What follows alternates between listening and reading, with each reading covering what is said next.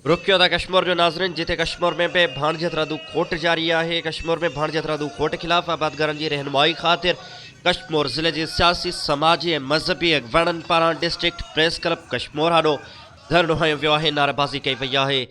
Corrupt DC मुनवर बिठियाणी हटायो जा ज़ोरदार नारा पिण लगाया विया आहिनि।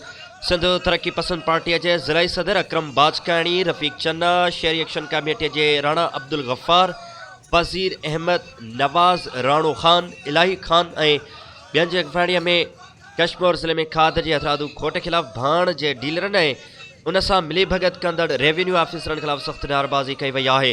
उन मौक़े ते अॻुवाणनि मीडिया सां ॻाल्हाईंदे चयो त भाण जा डीलर खाद स्टॉक करे ब्लैक ते विकिरो करे भाण खे पंहिंजे गुदामनि में लिकाए आबादगारनि जो मुआशी क़त्लेआम करे रहिया आहिनि। Deputy commissioner Kashmore at Kandhkot पिण आबादगारनि जा मसइला हल नाहे करे सघियो। इंतज़ामिया ख़िलाफ़ एहतजाज जो सिलसिलो जारी है। जेसि ताईं आबादगारनि खे जायज़ अघ ते भाण फराहम न कयो वेंदो, एहतजाज जो सिलसिलो जारी रहंदो।